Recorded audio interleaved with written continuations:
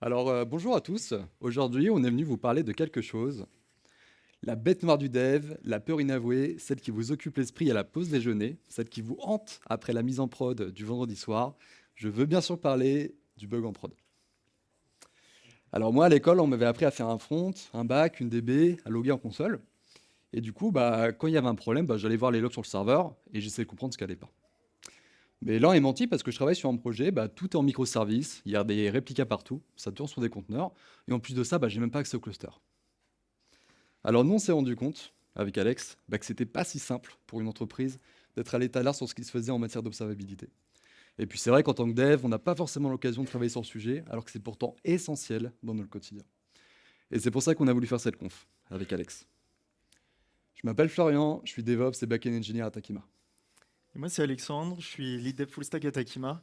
Et comme a dit Florian, pendant longtemps, l'observabilité, c'était un peu mystérieux pour nous. Et comme on a eu l'occasion de plonger un petit peu dedans, on s'est dit que ce serait cool quand même d'avoir une petite conf pour parler de ça et montrer des guidelines. Alors nous, aujourd'hui, pour rentrer dans le sujet, il va forcément nous falloir quelque chose à observer. Donc ce qui est cool, c'est que dans notre boîte à Takima, il y a une application qui a été développée qui s'appelle Takiciné. Vous pouvez la retrouver sur takiciné.fr et qui consiste en fait à noter des films qui sont sortis au cinéma. C'est un très bon concept, hein, qu'on a volé à personne, bien entendu.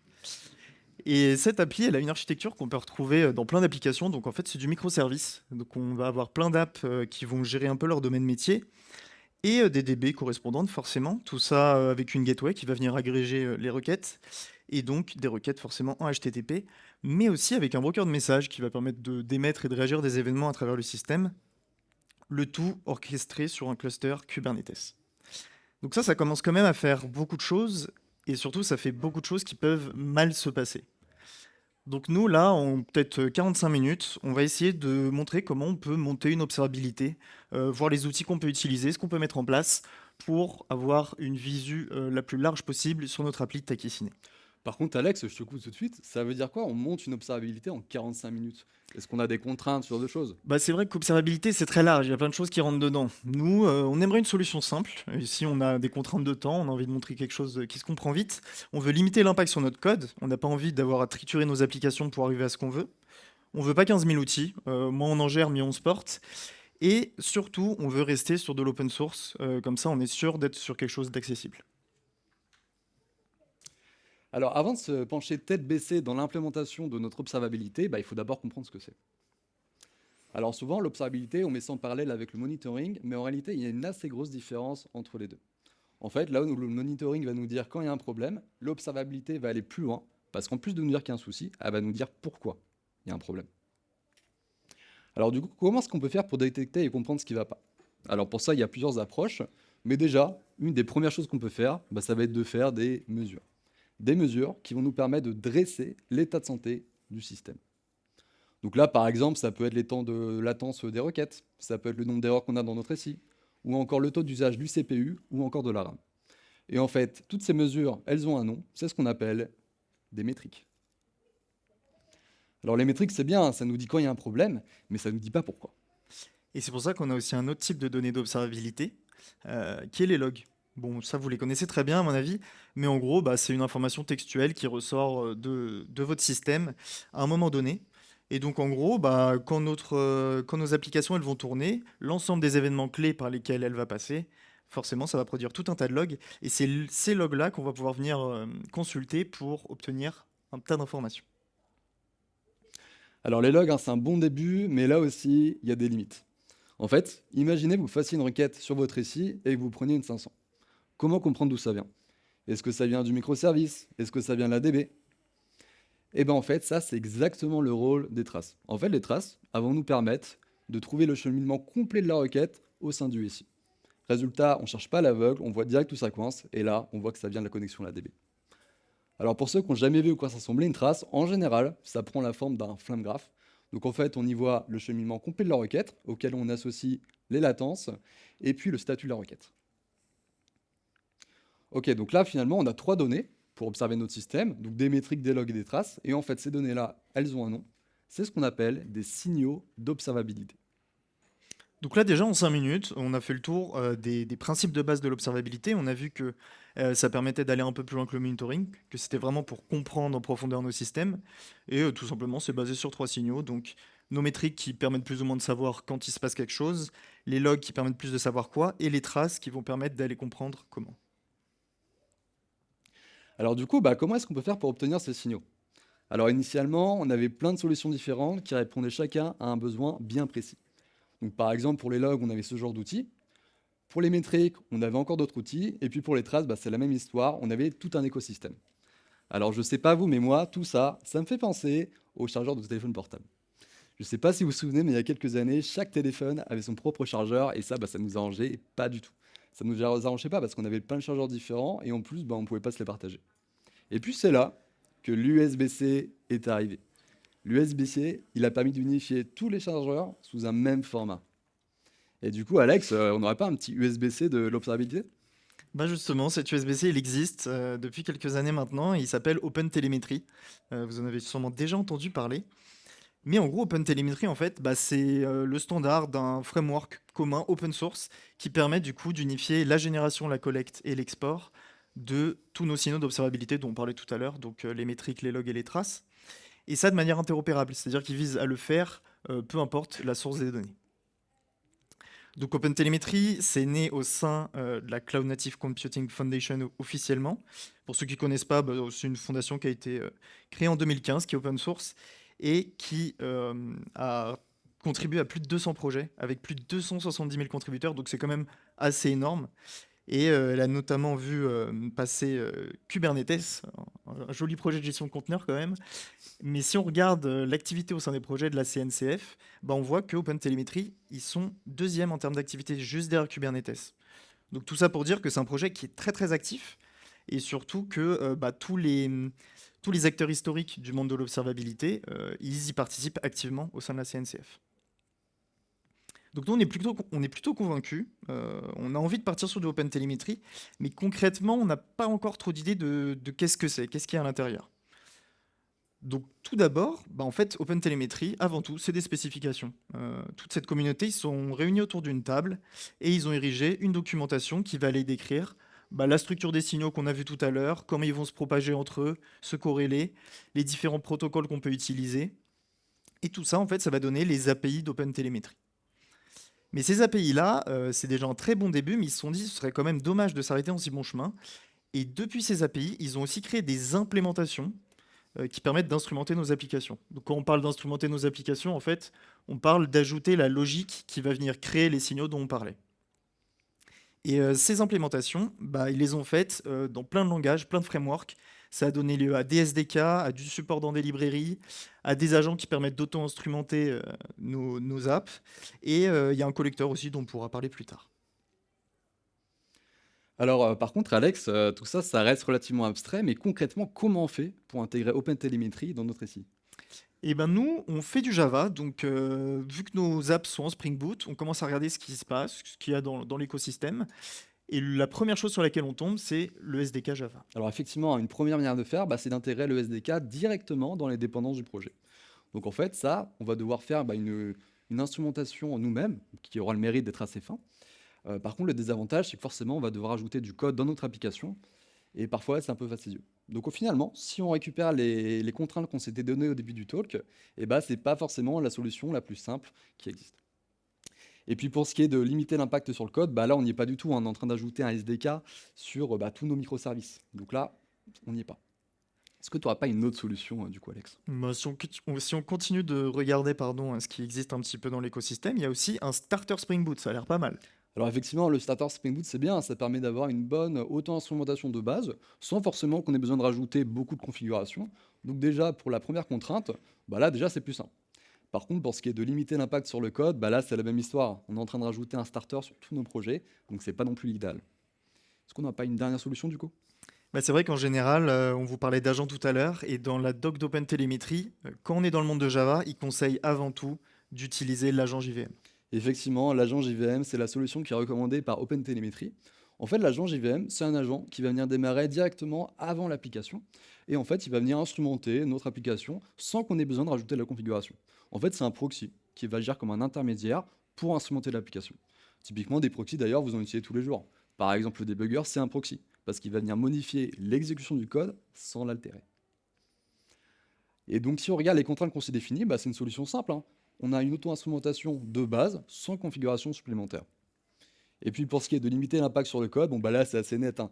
On a une séparation claire entre la complexité métier qui vient avec le code de l'application et la complexité technique qui vient cette fois-ci avec l'instrumentation de notre agent OpenTelemetry.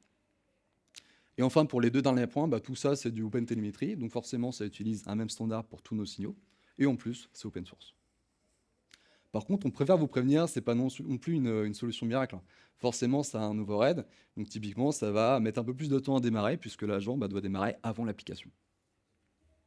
Ok, donc si on résume là ce qu'on a vu, c'est qu'au final, pour instrumenter nos apps, il y a quand même beaucoup de solutions qui existent, mais que maintenant, OpenTelemetry, ça devient quand même le standard pour unifier cette collecte.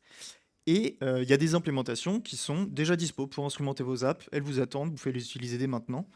Et en Java, bien sûr, il est recommandé d'utiliser l'agent JVM. C'est avec lui que vous aurez le démarrage le plus rapide et le moins de couplage avec votre applicatif. Depuis tout à l'heure, on parle bien sûr de collecte de signaux, on parle absolument pas de stockage. OpenTelemetry ne gère pas cette partie-là. Écoutez, ce qu'on vous propose maintenant, c'est d'aller intégrer ce fameux agent OpenTelemetry directement sur l'un de nos backends, donc sur un de nos microservices.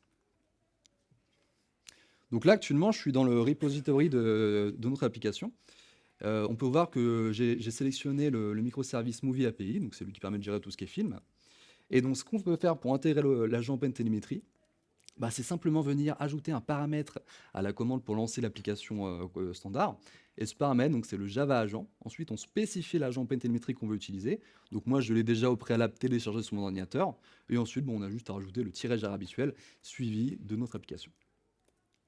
Donc là, déjà, la première chose qu'on peut voir, c'est qu'on a des logs de démarrage de notre application, de notre agent OpenTelemetry. Et ensuite, on a notre application qui démarre. Bon, là, elle a l'air de démarrer. Alors par contre, c'est quoi, Alexandre? Ça, regarde, on a une stack trace. Il n'arrive pas à se connecter à quelque chose. Fail to export log, je vois ici, là. Ah ouais, il essaie d'exporter des choses, mais il a nulle part pour exporter. Donc forcément, on a un petit souci pour l'instant. Alors effectivement, hein, si on regarde un peu tout ce qu'on a fait, en fait, on a instrumenté notre application avec l'agent OpenTelemetry, ce qui a permis de produire des signaux d'observabilité. Par contre, on n'a pas défini là où est-ce qu'on veut les envoyer. Et bien justement, ça, c'est l'objet de la partie qui suit. Alors en fait, ces signaux d'observabilité-là, on va les envoyer dans ce qu'on appelle un back-end d'observabilité.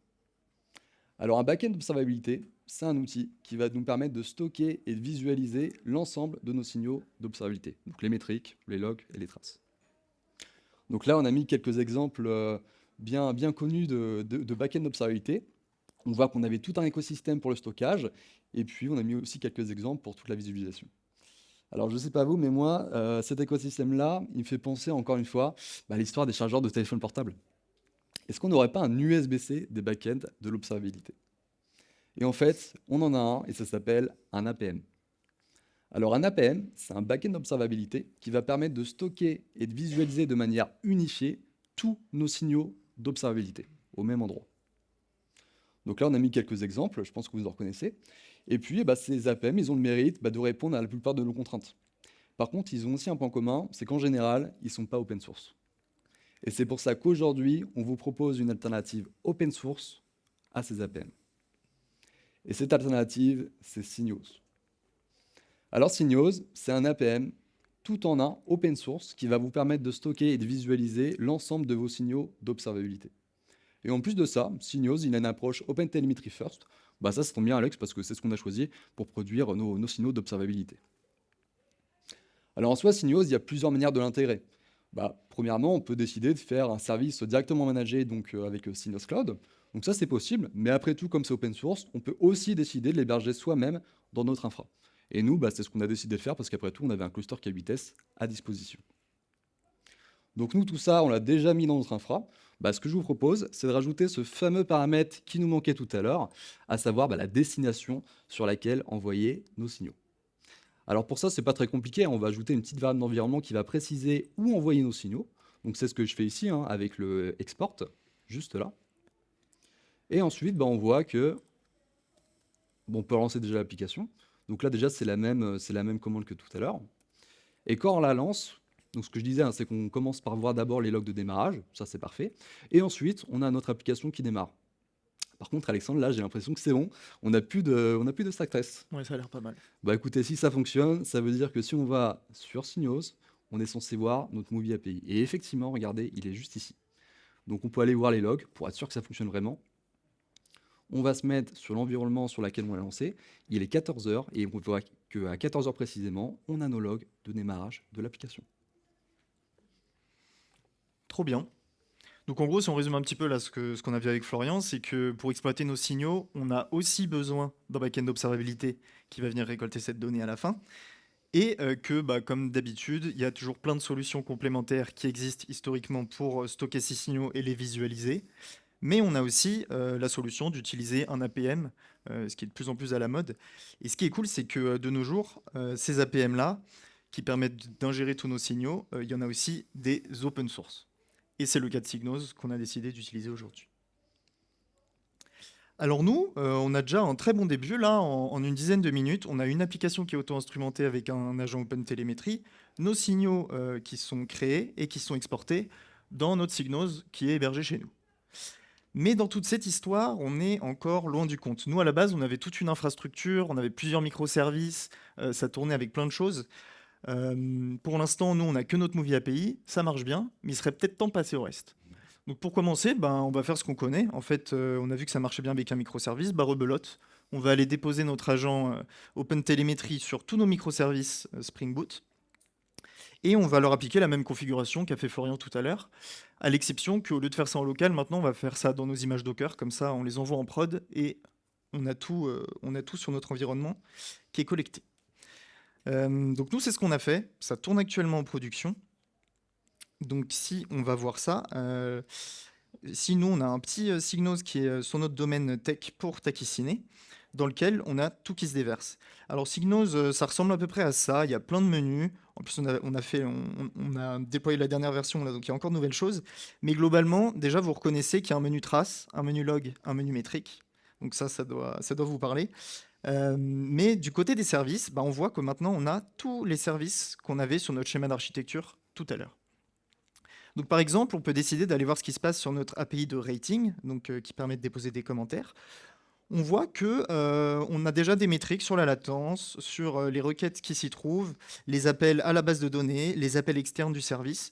Donc déjà d'emblée, on peut voir pas mal de choses. On a aussi des opérations clés qui correspondent en fait à toutes les traces générées sur le système. Ça peut être des accès en DB, ça peut être des appels. Il peut vraiment y avoir plein de trucs. Pour faire un petit tour sur le site en question, Allociné, le Takisine, mince, lapsus révélateur. On a plein de films qu'on peut consulter. Typiquement, bah, là, on voit qu'on a un film qui a l'air très sympa. On peut aller regarder ce qui s'y trouve. Et on voit qu'on a déjà des commentaires. Alors moi, dans ma quête d'observabilité, je peux me dire, mais j'aimerais quand même bien comprendre ce qui se passe au sein de mon système quand je me mets à rédiger une critique juste ici. Qu'est-ce qui s'est passé quand Felicia Fuller, elle nous a mis une très jolie note? En connaissant mon système, je sais que déposer un commentaire, ça correspond à créer un rating. Donc typiquement, je peux aller dans mes traces. Là, j'ai déjà mis un filtre qui va aller filtrer sur le type de trace et qui dit, moi, je veux des post ratings. Et donc ici, je vais pouvoir avoir l'ensemble des post ratings qui ont lieu au sein de mon système. Donc si je clique sur l'un d'entre eux, ici, j'arrive sur le fameux flame graph dont on parlait tout à l'heure.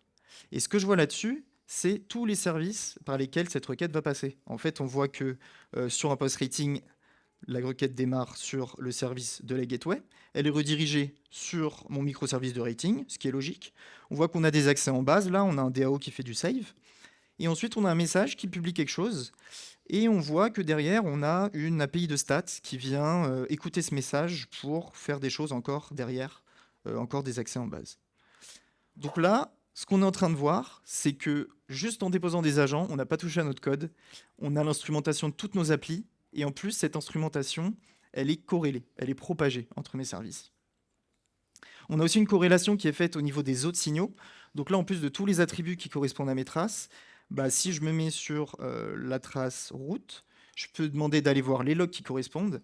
Et là, je vais lister en fait tous les logs qui sont apparus dans le scope de cette trace, donc pendant que mon post-rating a fait le tour de mon système. En l'occurrence, bon, on a juste logué quelques trucs histoire d'avoir quelque chose à montrer, mais potentiellement, là, vous pourriez vraiment pouvoir voir tout ce qui s'y trouve. Donc, on a déjà un petit joli tour de tout ce qu'on a.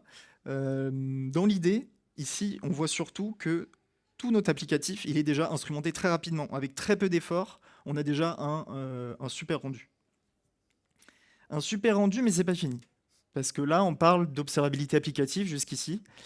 Et on peut pas s'arrêter là. En fait, on a vu qu'on avait des bases de données, on a un broker de messages, forcément on a des requêtes HTTP, donc on a des load balancers, on a un service d'authentification puisqu'on a des utilisateurs. Enfin bref, on a plein de ressources sur notre cluster et ça aussi, on a besoin de les observer.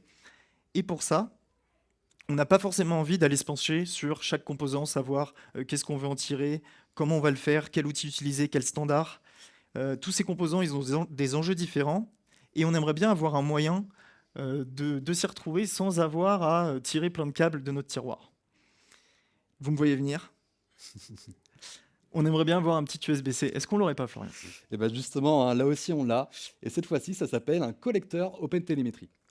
Alors un collecteur OpenTelemetry, c'est un composant qui est écrit en Go. Et son objectif, c'est d'aller collecter les ressources de tous nos clusters. Donc typiquement les ressources Kubernetes, les ressources qui sont liées directement au node. Et en fait, tout ce qu'on a besoin de faire, c'est lui fournir une petite configuration pour lui spécifier quelles ressources on veut collecter et où est-ce qu'on veut envoyer les données.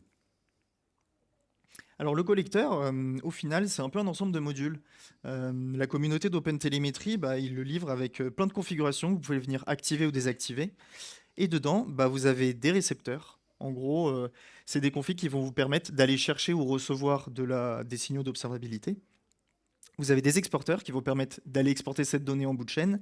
Et au milieu, on a des processeurs qui vont permettre de venir l'altérer. Alors pour que ce soit un peu plus concret, on peut très bien imaginer qu'on va aller brancher un récepteur qui va aller récupérer des métriques Prometheus sur un service, qui va se faire pousser des traces Jaeger d'un service legacy, et qui au passage va aller collecter le CPU de la machine sur lequel il tourne. Au passage, on peut filtrer des métriques dont on n'a pas envie, enrichir nos traces avec d'autres données, et batcher tout ça pour optimiser l'envoi. Pour au final brancher un exporteur qui va aller par exemple en gRPC tout mettre sur un SAS. Chez nous, on peut avoir un élastique qui permet d'historiser nos logs et les garder avec nous. On peut le brancher aussi.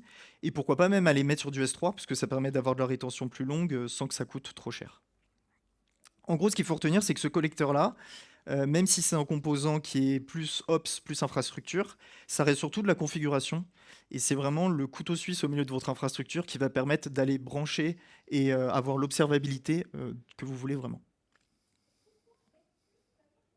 Et puis, comme c'est du OpenTelemetry, forcément, on a un dépôt associé. Donc, si c'est un dépôt GitHub, qui est d'ailleurs très actif, et ça veut dire que si vous voulez faire votre propre version de collecteur, par exemple en personnalisant un exporteur pour envoyer la donnée sur une ressource un peu spécifique, c'est quelque chose qui est possible. Donc là, si on regarde nos contraintes qu'on s'est définies, en fait, on coche à peu près tout. On a juste un composant qui est prêt à être déployé, et tout ce qu'on a besoin de faire, c'est lui spécifier quelles ressources collecter et où les envoyer. Ok, donc nous c'est parti. Le collecteur, on le prend, on le dépose sur notre cluster, dont on parlait tout à l'heure. On va lui mettre une petite configuration spéciale d'agent qui va lui permettre en fait de se déposer sur tous les nœuds de notre cluster. Et on a dit que c'était de la configuration, on le configure. En fait, dans l'YAML en entrée, on va aller venir configurer un récepteur pour récupérer les métriques de toutes nos ressources, un récepteur pour aller chercher tous les logs aussi des ressources dans le cluster, et un petit dernier pour aller récupérer un peu les ressources des machines, le CPU, les RAM, etc. Et en bout de chaîne, notre fameux exporteur, il va aller déposer ça sur le cluster Signos, toujours hébergé chez nous. Alors on peut regarder un petit peu ce qu'on a de nouveau. Maintenant, au-delà de toute l'observabilité des services qu'on voyait tout à l'heure, on a aussi des métriques en plus qui vont venir se déposer grâce à nos collecteurs. On pourrait venir faire des dashboards avec les métriques qu'on veut, mais ce qui est cool, c'est qu'on vous avait dit que Signos, c'était OpenTelemetry First. Donc en fait, le collecteur, les métriques qu'il va chercher et qu'il exporte vers Signos, c'est des métriques forcément qui sont OpenTelemetry, et Signos, il les connaît déjà du coup. Donc eux, ils ont fait quoi?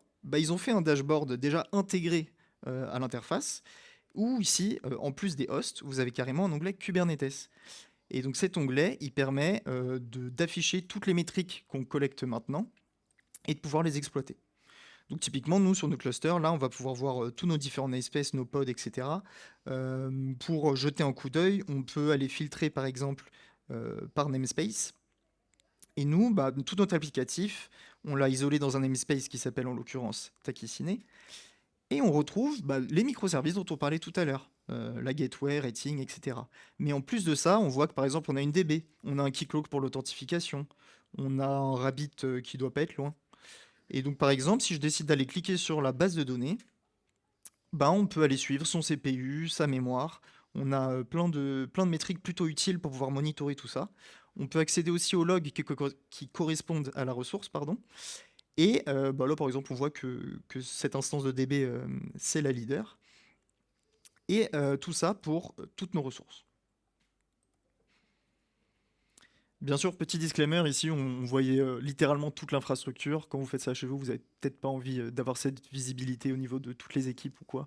Mais pour le principe de la démo, ici, c'était plus simple. Ok, donc si on résume un petit peu ce qu'on a fait, on a commencé par instrumenter nos applications en utilisant un agent OpenTelemetry. Et puis pour toutes les autres ressources, comme par exemple là, les ressources Kubernetes ou encore observer directement les nodes, on a utilisé un collecteur OpenTelemetry. Ce collecteur, il est prêt à être déployé. On a juste besoin de spécifier le récepteur, le processeur et l'exporteur. Niveau archi, ça ressemble à ça. Donc, on a nos agents qui instrumentent nos applications, donc c'est la partie juste en bas. Et puis pour toutes les autres ressources, le collecteur. Ensuite, tout est envoyé sur Signos pour être stocké et visualisé. Alors par contre, peut-être que certains l'ont remarqué, mais il y a un petit problème avec cette architecture. En fait, comment est-ce qu'on fait le jour où on a envie d'envoyer nos signaux sur un autre APM? Bah oui, parce que là, si on veut le faire, il faut qu'on modifie la configuration sur chacun de nos agents, donc c'est déjà un peu fastidieux parce qu'il y en a autant que de microservices, et puis également sur le collecteur qui collecte les ressources du cluster. Alors, est-ce qu'on n'aurait pas un moyen de regrouper, de centraliser tous nos signaux dans un seul endroit? Alors en réalité, c'est possible, et c'est même pas très compliqué. Tout ce qu'on a besoin de faire, c'est venir rajouter un nouveau collecteur OpenTelemetry au milieu de tout ça. Et en fait, ce collecteur-là, ça s'appelle un collecteur gateway. Comme ça, maintenant, si on veut aller modifier la configuration, on le fait dans un seul endroit, dans un seul fichier. Tout ce qu'on a besoin de faire, c'est modifier l'exporteur pour lui spécifier d'envoyer ça, d'envoyer les signaux sur l'APM de notre choix. Alors ici, j'ai parlé d'envoyer nos données sur une nouvelle destination, mais en soi, c'est possible de faire d'autres modifications. Par exemple, un filtre sur un endpoint, par exemple, supprimer l'actuateur, c'est aussi quelque chose qui est possible directement dans cette configuration. Ok, donc là, si on reprend là où on en était, on a bien notre collecteur agent qui va aller récupérer les ressources de tous nos nœuds. Mais plutôt que d'aller envoyer ça sur Signos, je vais plutôt déployer un autre collecteur qui va servir de gateway au sein de mon cluster et qui va se voir pousser les fameux signaux qu'on voyait tout à l'heure. Pareil pour nos applications, au lieu d'envoyer directement dans Signos, on les rebranche pour qu'elles viennent déposer les signaux au sein de notre collecteur gateway et on n'a plus qu'à rebrancher un exporteur vers Signos. Là, ce qui est intéressant, c'est qu'à cet endroit-là, sur ce collecteur gateway, on a un point de contact de tous nos signaux. Donc on peut faire vraiment plein de choses. C'est un point unique de configuration, soit pour faire de la corrélation encore de données, soit pour aller traiter votre donnée pour arriver à ce qui vous arrange chez vous.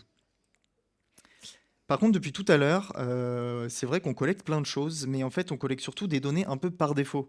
On a ajouté des agences et de l'auto-instrumentation, donc c'est un peu la même pour tout le monde. Ça va déjà très très loin, mais ça reste quand même par défaut. On a ajouté un collecteur qui prend du CPU, de la RAM, qui va récupérer des logs. C'est déjà très bien, mais ça reste quand même des données un peu bateau.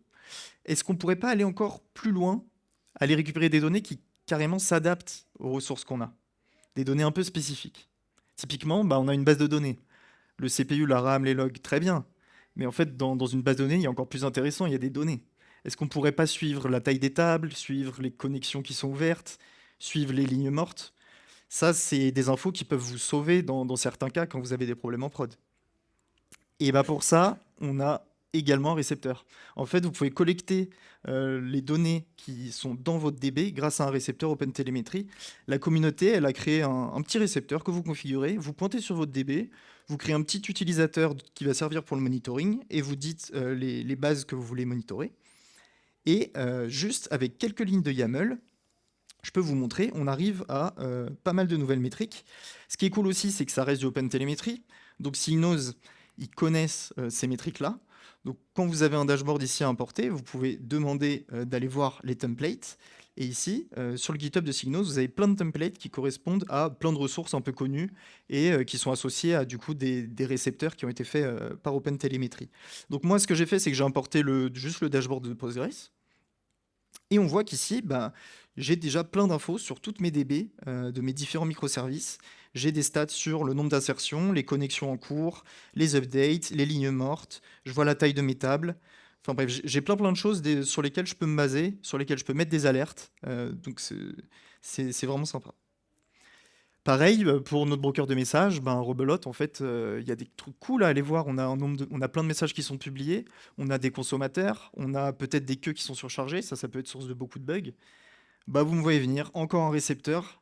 La communauté, elle a fait un récepteur RabbitMQ, vous avez juste à pointer dessus, pareil, il vous faut un user de monitoring, et c'est bon. Donc pareil, vous l'avez peut-être vu tout à l'heure, mais j'avais un dashboard RabbitMQ juste ici.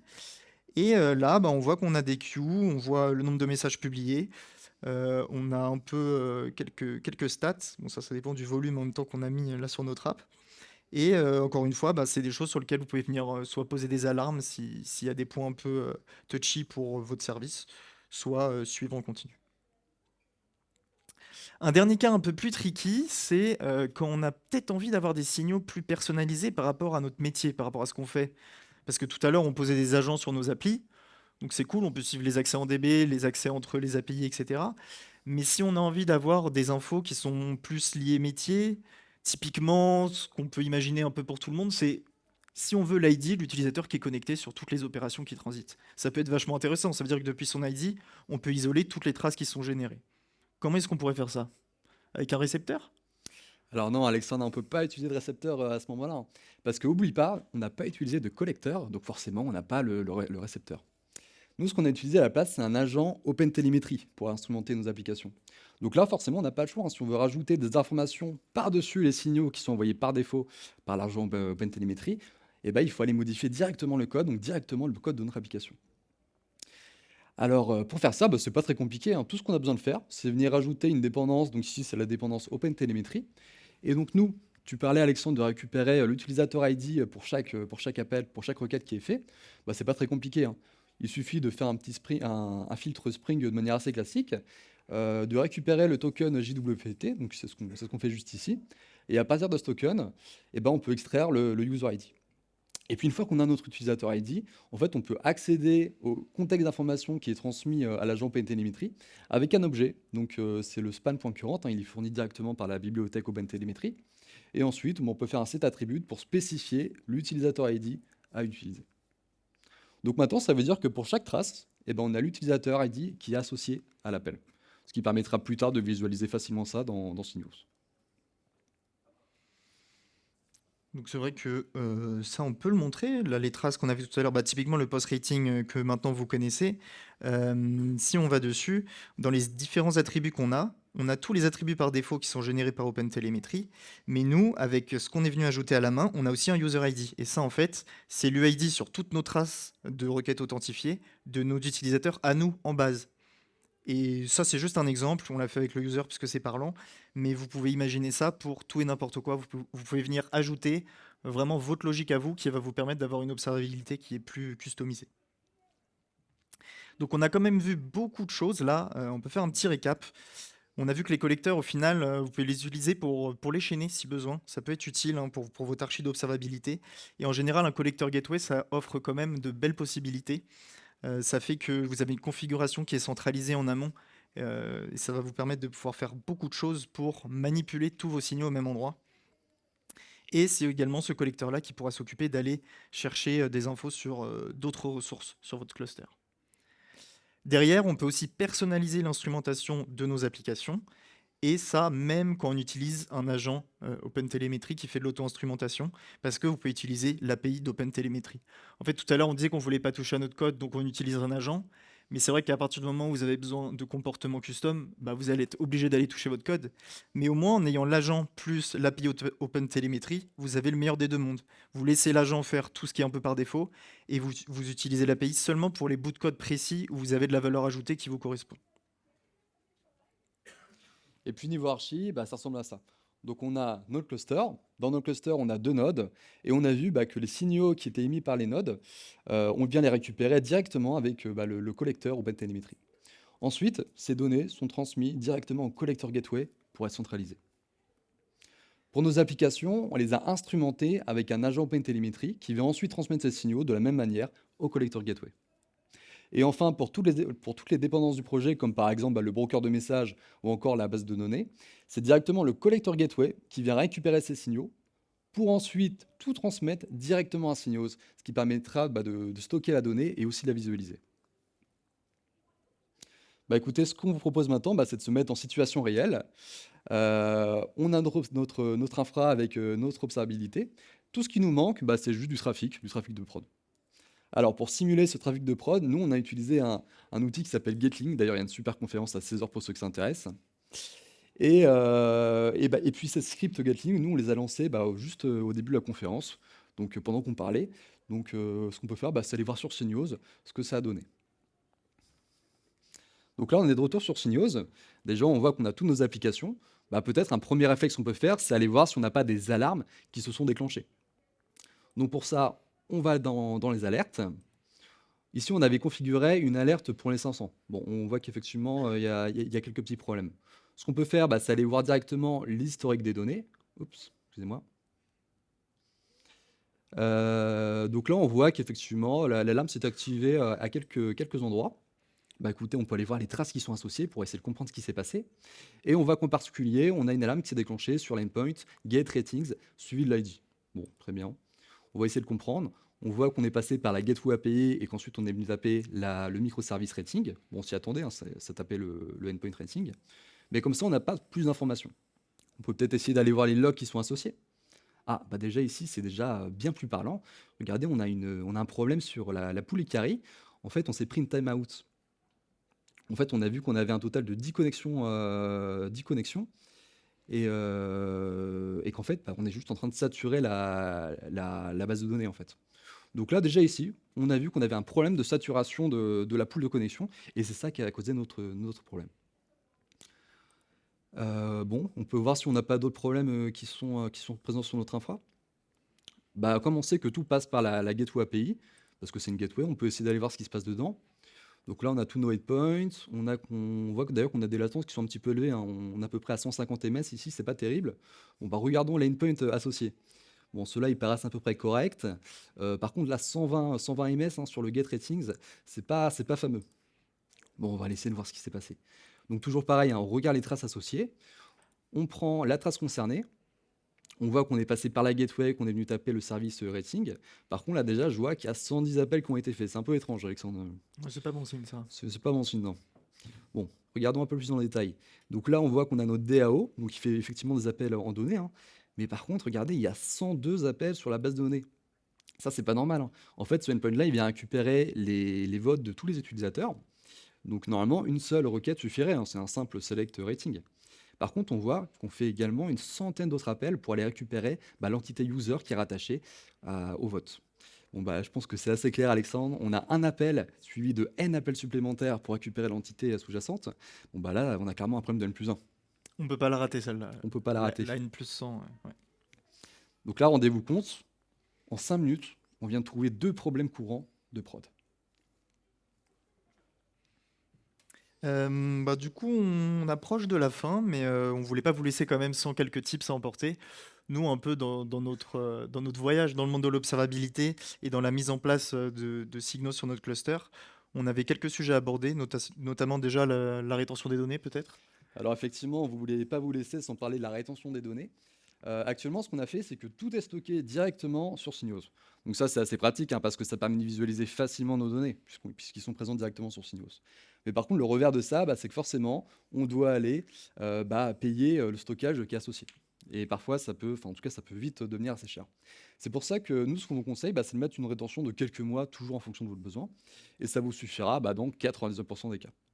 Et puis pour les 1% du temps où c'est pas suffisant, ce que vous pouvez faire, c'est aller configurer votre collecteur et en particulier votre exporteur pour aller renvoyer par-dessus Synios tous vos signaux vers un autre type de stockage qui vous coûtera beaucoup moins cher. Par exemple, du S3 glacier. Et ici, vous pouvez mettre une rétention beaucoup plus élevée, ça vous coûtera moins cher. Par exemple, quelques années, mais bon, toujours pareil, hein, ça dépend vraiment de votre besoin. D'ailleurs, si vous êtes sur Cube et que vous faites du Helm pour configurer le S3, maintenant vous avez carrément des entrées Helm qui ont été prévues dans les dernières versions des charts. Du côté du collecteur, c'est vrai qu'on en a pas mal parlé, c'est un peu ops, mais au final, il y a juste quelques guidelines à suivre un petit peu pour être sûr de s'en sortir. Déjà, on a vu qu'on branchait des récepteurs, on branchait des exporteurs, ça veut dire qu'on ouvre des connexions. Donc tout ça, d'un point de vue sécurité, ça veut dire qu'il faut les authentifier, il faut les sécuriser. C'est juste garder en tête qu'il ne faut pas tout ouvrir et laisser open bar. Du côté du collecteur, vous avez aussi de l'auto-observabilité que vous pouvez venir activer. Ça veut dire que, en gros, il va aussi envoyer ses propres signaux au sein de votre backend d'observabilité, en plus des signaux que vous collectez. Et ça va permettre de suivre comment il s'en sort. Tout à l'heure, on a vu qu'on avait un collecteur gateway. C'est très central dans ce genre d'archi d'observabilité. Il prend vite beaucoup de volume, donc il faut être sûr qu'il suive la cadence. Pour ça, pas de souci. Dans la doc, vous avez beaucoup de guidelines de scalabilité. Le collecteur, c'est aussi un composant qui peut scaler horizontalement. En tout cas, vous pouvez suivre ça si jamais vous arrivez à des volumes qui sont conséquents. Et au niveau du tri des données, utilisez vos processeurs de collecteurs à bon escient parce qu'il y a plein de fonctionnalités hyper utiles. Le collecteur, c'est aussi un endroit où vous pouvez par exemple obfusquer de la donnée. S'il y a quelques bouts de log par exemple que vous voulez pas qu'ils sortent de votre cluster, avec des regex, vous pouvez obfusquer des choses. C'est aussi un endroit où vous pouvez drop de la donnée. Vous embêtez pas à aller récupérer plein de métriques qui vont venir vous saturer vos disques alors que vous les utilisez pas. Vous pouvez venir trier ce dont vous avez besoin là-dedans. Et il y a plein d'autres use cases. Un autre sujet aussi, c'est le sujet des alertes. Alors en soi, on préfère vous prévenir, il n'y a pas de bonne ou de mauvaise manière de faire, mais il y a juste des approches qui sont différentes. Et nous, on voulait vous présenter une approche possible pour gérer vos alertes. Alors, ce qu'on vous conseille de faire, c'est d'essayer de limiter les alertes qui sont techniques. Pourquoi? Parce que vous serez rapidement inondé d'alertes techniques qui n'auront pas forcément beaucoup de sens, que vous ne serez pas en mesure de traiter, et donc finalement, ça ne sert pas à grand-chose. Alors, ce qu'on vous conseille plutôt de faire, c'est de faire des alertes qui soient proches, qui soient basées sur vos indices de qualité métier. En fait, en faisant ça, vous allez donner beaucoup plus de sens à vos alertes, et surtout, ce sont des alertes qui ont un véritable impact sur la prod, qui l'impactent réellement. Et puis le plus important, c'est que vous aurez moins d'alertes, bien plus ciblées, qui auront bien plus de sens, et vous serez bien plus à même de traiter. Parce que les alertes techniques en masse, c'est bien d'en avoir une centaine par jour, mais si on n'en fait rien, ça ne sert à rien du tout. Et pour finir, dans notre manière d'héberger Signos, donc nous, on a eu l'occasion de se prendre un petit peu les avantages et les inconvénients d'une solution managée chez nous comme ça. On a beaucoup aimé l'installation rapide, notamment avec Helm. Vraiment, en un jour, on avait quelque chose qui tournait, c'était très cool. L'équipe de Signos, elle est très à l'écoute, que ce soit sur leur site, sur leur Slack. Il y a un Slack communautaire aussi où il y a beaucoup de news, ça c'était sympa. Et le projet est super actif. Il y a vraiment une release quasiment toutes les semaines. Là, on a donné ce talk il y a peut-être 2 mois. Entre le talk d'il y a 2 mois et maintenant, on a dû upgrader la 8 versions de nos Signos qu'on hébergeait. Donc ça va assez vite, c'est cool. Et puis par contre, ce qu'on a un peu moins aimé, c'est l'absence, ou en tout cas l'absence partielle parfois d'approche GitOps. Donc en fait, on entend par là de faire de l'infrastructure as code. Et en particulier au niveau des créations des admins, de tout ce qui est dashboard, et puis aussi pour tout ce qui est rétention des données. Alors par contre, ces dernières semaines, effectivement, il y a eu beaucoup de mises à jour à ce sujet, donc les choses évoluent dans le bon sens. Et puis aussi, on aurait aimé une gestion des droits qui soit un peu plus fine. Nous, on a trouvé que c'était un peu grossier dans l'état actuel en tout cas. Mais bon, avec les prochaines mises à jour qui vont arriver, ça devrait bien On espère. mieux se porter. Pour conclure, en fait, le message qu'on veut faire passer aujourd'hui, c'est que les systèmes distribués, ils sont de plus en plus présents, on ne peut plus y échapper. Et pour pouvoir les observer, il nous faut des outils, ça devient indispensable. Mais par contre, ce qui est cool, c'est que l'écosystème de l'observabilité, il a bien évolué aussi. On l'a vu notamment avec OpenTelemetry. Et que maintenant, on a des outils qui sont vraiment tout en un, qui sont faciles à utiliser, qui permettent de faire beaucoup de choses. C'est des outils qui maintenant peuvent être aussi open source. Et qui dit open source dit que c'est aussi des outils qui deviennent accessibles. Donc maintenant, aujourd'hui, pour monter une bonne observabilité, c'est vraiment à la portée de tous. On vous laisse aussi quelques ressources. À gauche, vous avez le blog d'OpenTelemetry. C'est cool si vous êtes un peu curieux sur ce qui sort. C'est aussi pas mal actif. Il y a plein de sujets sur lesquels ils bossent. Maintenant, il y a de l'observabilité d'agents LLM. Il y a aussi de l'observabilité de CI/CD. Enfin, vraiment, ils bossent sur plein de sujets. C'est hyper divers. À droite, vous avez aussi la thèse d'un étudiant sur laquelle je suis tombé sur l'impact de l'overhead d'OpenTelemetry sur vos microservices. Donc si vous avez des besoins de performance qui sont un peu critiques, Vous pouvez aller lire ça pour comprendre un petit peu quels sont les impacts. Et il compare aussi selon différentes configurations, selon un agent ou de l'instrumentation manuelle, comment vous allez pouvoir essayer de réduire l'impact au maximum. On vous a aussi dégoté une petite réduc de Signos. S'il y en a qui veulent tester rapidement, qui n'ont pas forcément envie de déployer ça chez eux, en plus du premier mois gratuit, vous avez moins 15% pendant 6 mois. Si vous scannez le QR code, vous pouvez avoir des infos. Et même si ça ne vous intéresse pas plus que ça, en scannant ce QR code, vous aurez aussi des contacts si vous voulez venir nous parler, si vous voulez discuter d'observabilité, voir ce qui se fait chez vous. Plein de sujets. Nous, franchement, on est à l'écoute, on est chaud. Petite session pub parce que on a deux collègues ici grâce à qui on a pu générer du volume sur notre application histoire de montrer des choses dans Signos. Et bah si vous voulez voir comment est-ce que c'est possible, aujourd'hui à 16h, vous avez leur talk pour mettre en place des tests de charge. Merci à tous.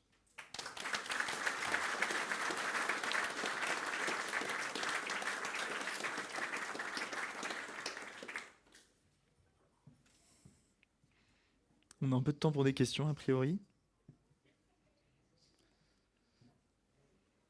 Ah, ça marche pas.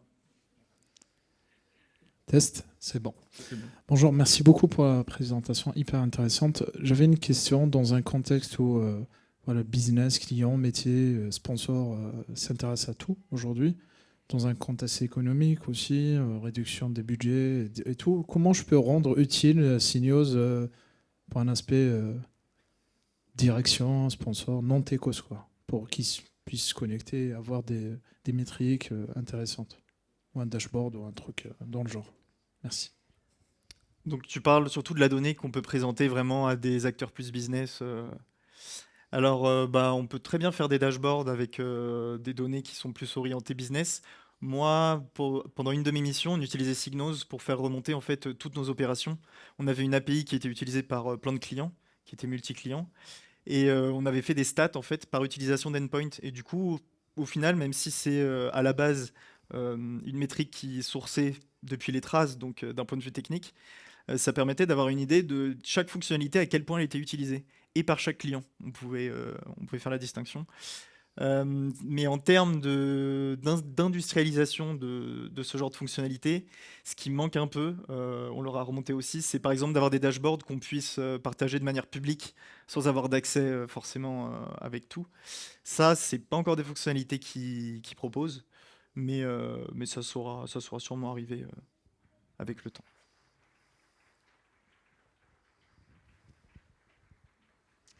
Bonjour, merci pour la présentation, super, elle était vraiment bien structurée. Au niveau de Signos, qu'est-ce qu'on a comme possibilité pour des queries? Est-ce qu'il y a des possibilités de faire des queries un peu plus complexes, type KQL, quelque chose comme ça, sur les logs, pour faire remonter? Ouais, on a Signos, ils ont leur propre langage de querying. Après, on peut faire des queries ClickHouse, on peut faire des queries PromQL. Donc il y a plusieurs systèmes de querying. Et sinon, après, ça dépend en fait je sais pas de quelle complexité tu parles, mais en tout cas, nous, on avait réussi à recouper beaucoup de données avec des queries assez complexes pour obtenir des trucs intéressants. Après, je sais pas si tu as une idée en particulier ou... En créant tes dashboards, tu peux faire des choses vachement poussées.